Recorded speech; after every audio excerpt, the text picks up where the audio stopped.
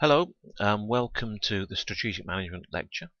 In this session I'm going to be discussing strategic capability.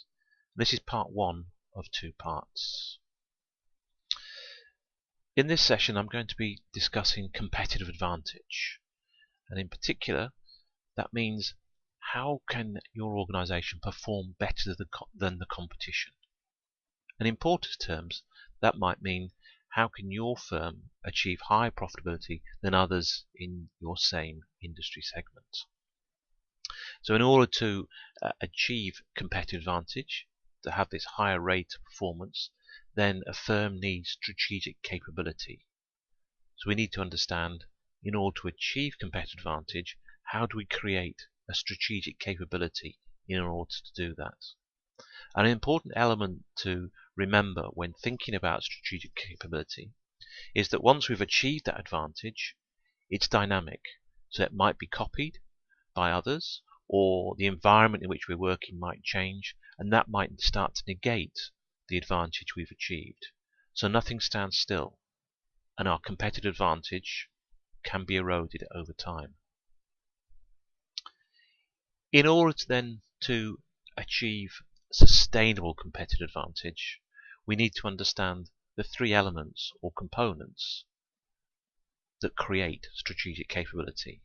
And those three components, which I'll be discussing in this part and the second part, are critical success factors, resources, and competencies.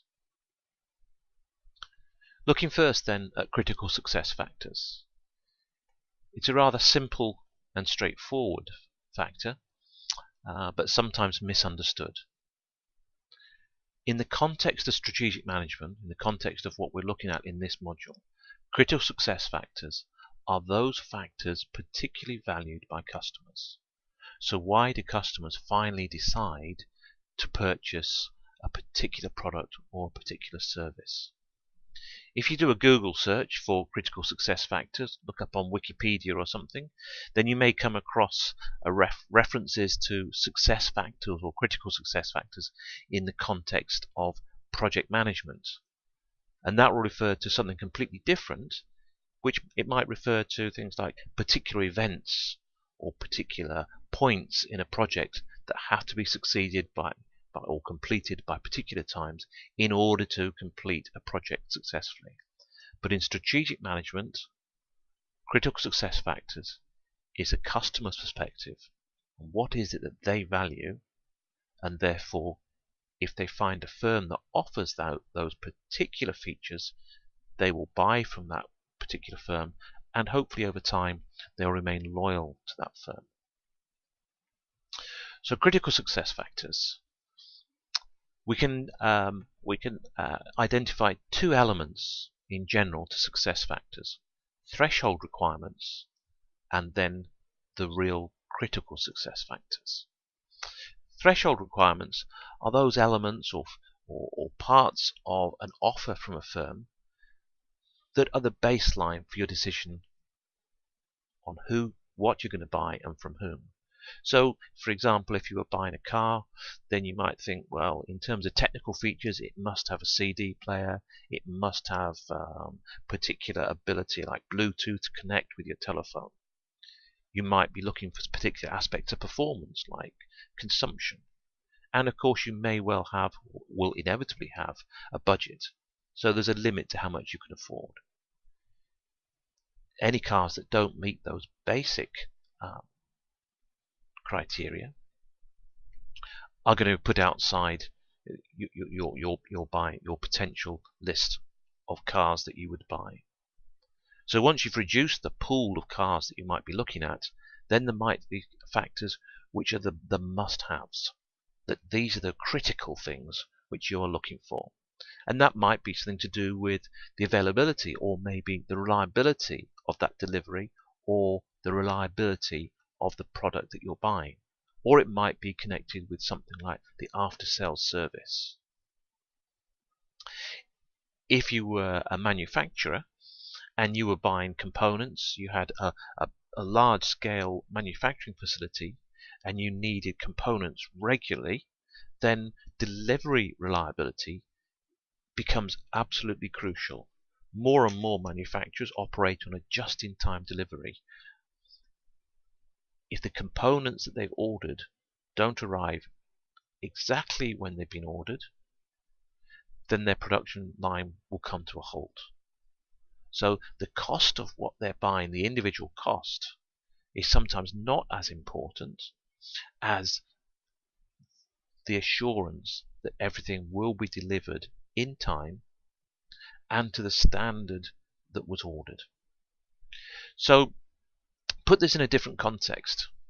If you've ever tried to buy a television, you can walk into a department store or one of the big electrical stores and you'll be faced by a sea of different televisions. All look the same, all very confusing as to which one are you actually going to choose to buy. So you might start to break down exactly what it is that you're after. And you might have some threshold requirements. You might be interested in particular brands because you or maybe your friends have got good experience with particular brands. Or of course you may be looking for a particular size of screen because you're going to put it in a particular room. Or you might understand what all the different formats are: OLED, LED, plasma, 4K, HDR, and you might have a particular preference for one of these different sorts of technologies. Or of course you may be wanting to connect it to other devices that you have that become important. And always there's going to be a budget of what you can afford to buy. So once you've looked through the long list of different offers, you can start to weed out the potential products and who you might buy them from along these lines. And you can go online, you can do lots and lots of comparisons. So down the side you've got all the different features you're looking at.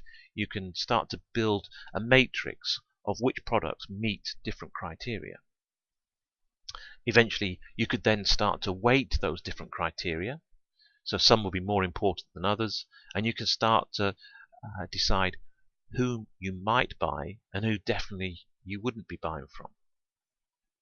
And once you've reduced that pool of potential televisions, then you might look at things that, well, these are what I really need from my purchase.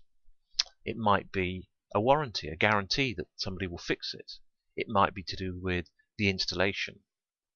Or, of course, it might be, again, something to do with, is it actually in stock?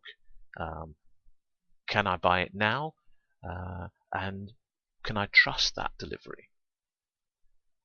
So sometimes an element these days of buying online is, I've ordered it, but how good is the delivery? And how can I arrange to be in when it's going to be delivered? And if I take half a day off from work or university, will they actually turn up on the day? So on the basis of those final critical success factors, you will then home in on exactly which product you want to buy. And of course, who you're going to buy it from. Another way of depicting a comparison of different potential purchases, or perhaps of understanding how your competitors fare, is to draw up what's referred to as a strategy canvas, as a way of weighting and comparing the performance of different firms in particular areas. So in this case, we're looking at the products Xbox and PlayStation, who back in the day were the two key players in games consoles.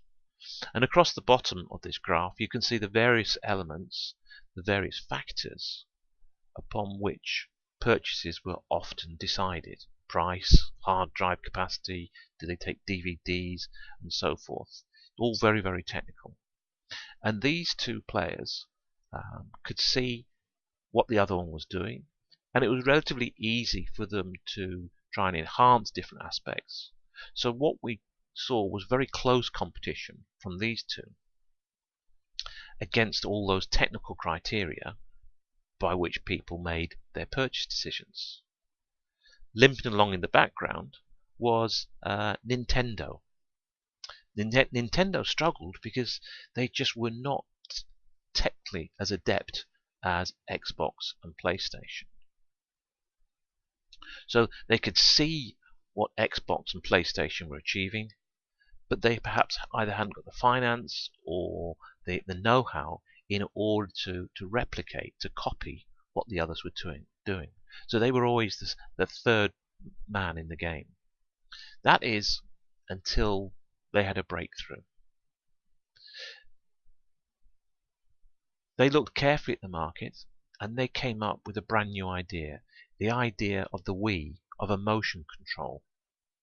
And this breakthrough fits the idea that Porter suggests of finding a different area to compete in. And this is literally what Nintendo achieved.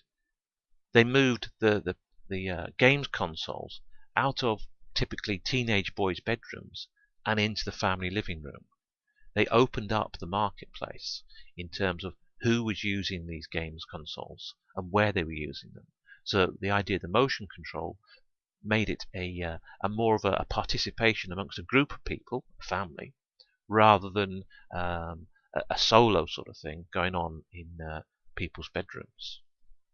So the idea of the motion control gave a different basis for competition, a different feature, which opened up a completely different marketplace. And this is sometimes referred to as a blue ocean strategy. Rather than the red ocean of the hot competition on all the standard technical features, Nintendo found an area in which there was currently no competition, and initially they made that their own. Of course, over time, we can see that their competitors gradually developed a capability to compete with. So, critical success factors, remember, are those factors particularly valued by customers. Firms need to understand what their customers want, and subsequently, how can they make sure that they meet that offer. Remember, of course, that firms choose which group of customers they want to serve. It's not necessary to offer value to all customers. You need to focus your particular area. You need to understand how your competitors are faring and how perhaps you can meet a different set of values and compete in that blue ocean.